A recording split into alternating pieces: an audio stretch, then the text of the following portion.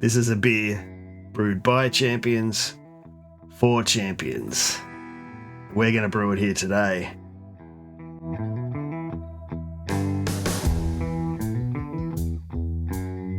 This is my version. Still got a little bit of haze, that'll clear up.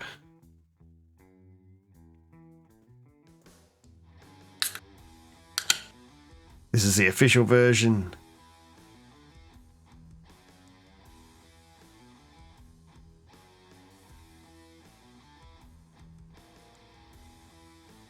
We're going to brew it here today. And if you keep watching this video, thanks to the Australian International Beer Awards, you're also going to get a chance to win a case of the official beer. If you have no idea what this video is about, I released a video last week that explains it all. There will be a link to the video in the description.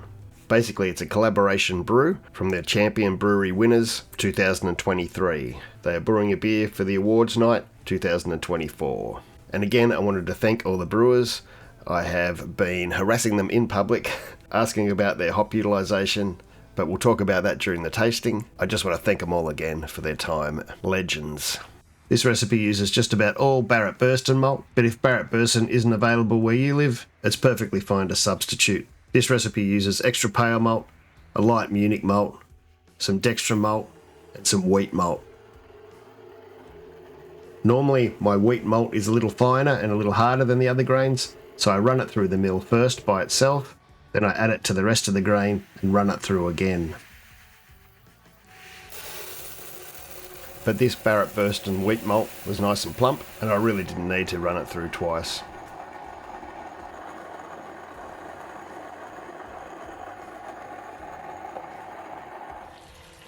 I start off with about 20 litres of strike water. I add my salts and a little bit of acid. These salt additions and acid additions might be slightly different for your water where you are, but the details for what I used will be in the recipe, and there'll be a link to the recipe in the description of this video. You could go a little lower for this recipe since there's not that much grain, but I like to keep things pretty standard in the brewery, and that's how I do it.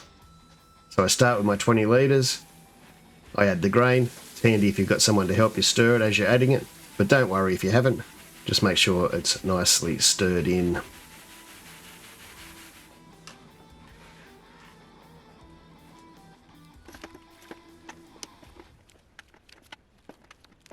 I'm aiming for a mash pH of about 5.3. I'm setting the system to have a mash temperature of 65.5 degrees Celsius.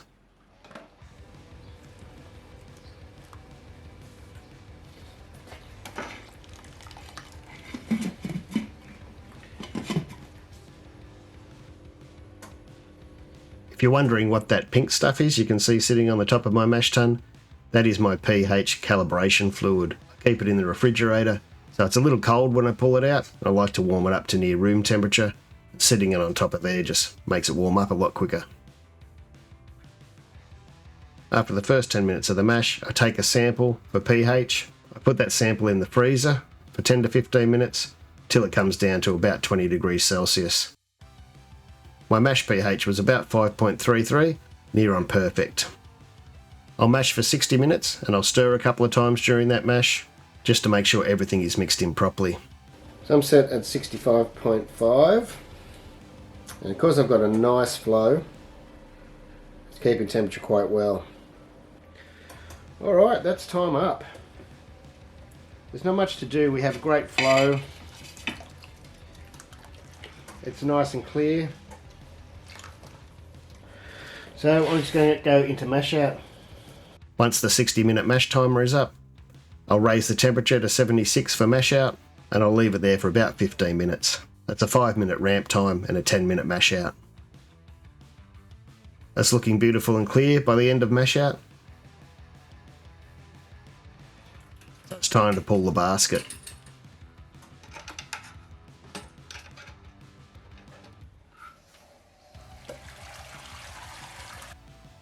Once I've pulled the basket, I'll sparge with about 12 litres of water.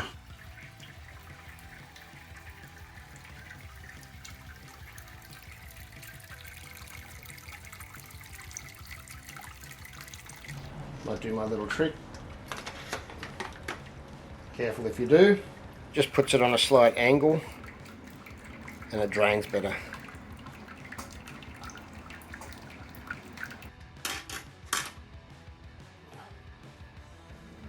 Might have over-sparged a little at 29 litres, but once it's mixed up, I'll take a reading and see where we're at.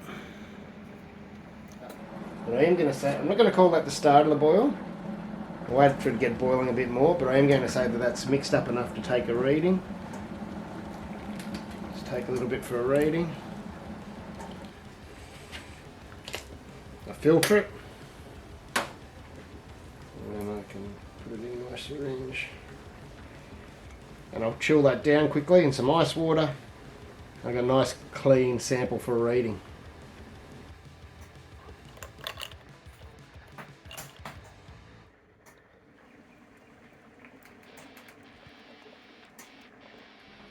I'm a little bit up. I want my starting gravity in the fermenter to be about 1042. I'm already at 1040. So I'm a bit up. I could water down now. I know there was about 29 litres in there and we're at about 1040, so I can add water now. Or I can wait to the end of the boil and see where the numbers are then, and I'll be a little bit more accurate of adding water and getting it to my starting gravity. I'll call that the start of the boil. The hops don't go in for 15 minutes. It's a 60-minute boil. The first hops go in after 15 minutes. Alright, here is my 3.5 grams of Cascade. This is Australian Cascade from HPA 2024. It's around 8%, so you can adjust it for your AA of your Cascade you're using. Go. 15 minutes before the end of the boil, I'll add my Werflock, some yeast nutrient, and some PVPP. That's why I give it a mix up. The PVPP can clump to the sides if you don't pre-mix it. I'll also add in my Whirlpool arm.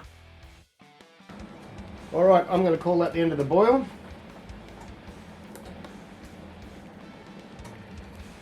I'm just going to let it settle down. There's a couple of things I want to do here. Because I think I'm going to be up a few points,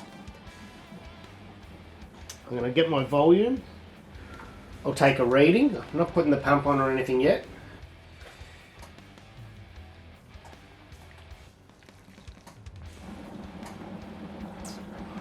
My nice clear sample. Now that that's settled down a bit, I can put the pump on and start the Whirlpool. This is the Eclipse for the Whirlpool. It smells sensational. As I said, HPA 2024 Eclipse. If you can get your hands on some, do it.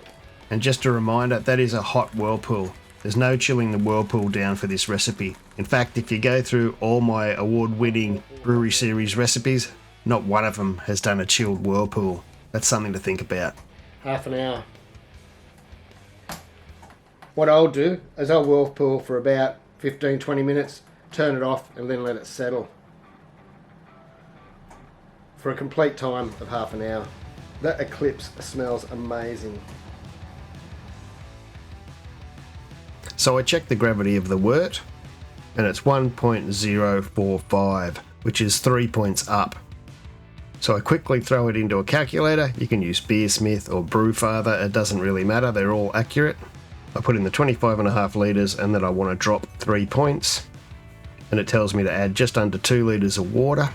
So that's what I do. This water is already hot in the HLT, as well as being dechlorinated. As long as your measurements are right, these calculators are very accurate. There's really no need to check again. For those new to my channel, I might be saying, how do you sanitize your chiller if you're not pumping when you're boiling? Well, I use my HLT.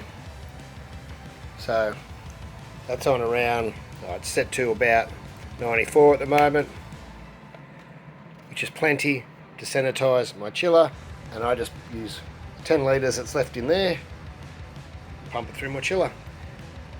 Sanitizer hasn't touched any of my chillers for a very long time, years. Yep, they get washed, they get rinsed, and they get sanitized, not by traditional sanitizer anyway. I just use hot water. Very simple, very easy, no troubles at all. Right, that's been whirlpooling just over 15 minutes, about 17 minutes. It's probably got about 13 minutes left then. So I'm just going to turn the pump off. And that'll let it settle out. Right, that's clearing out really well. Get rid of that well pull arm. Move my chiller fitting across. Get my fermenter ready. Alright, that's cleared out nicely. I've just turned the water on. I'll pull my chiller cord out of the hot liquor tank. But first, because there's probably hot water in it, I don't want that going into my fermenter.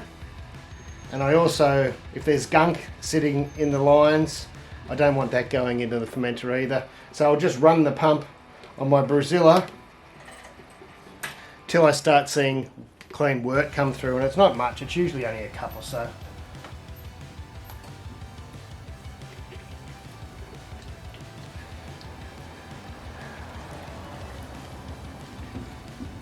It's just water, water, water, water.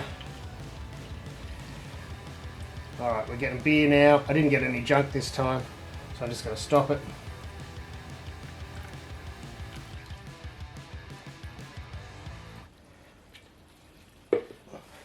That goes into the fermenter.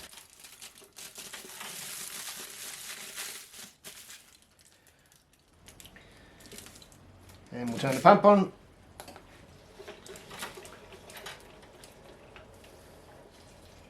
And we're chilling. Make sure you're clamped in your fermenter. So we want to ferment this at around 20 degrees. I've got a new fermenter set up here with an element in it, and I'm a little worried I might overshoot the temperatures, so I'm going to drop mine down to 19 degrees. I won't get that out of the chiller. I'll only get into the low 20s. That's because of the temperature of my groundwater, but it won't take long for my glycol to get it down to temperature. Of course, you can use a fermenting fridge, or just wait till it comes down to the right temperature for pitching. As you can see, we smashed our numbers, got them perfect. We have a beautiful, clean wort. Somebody asked what my tricks were. There's no tricks, you saw it all in the video. We're going with Bry 97.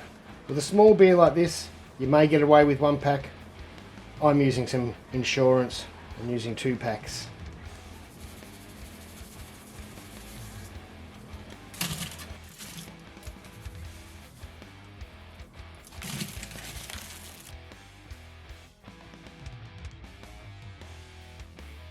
And 24 hours later, we were fermenting away nicely.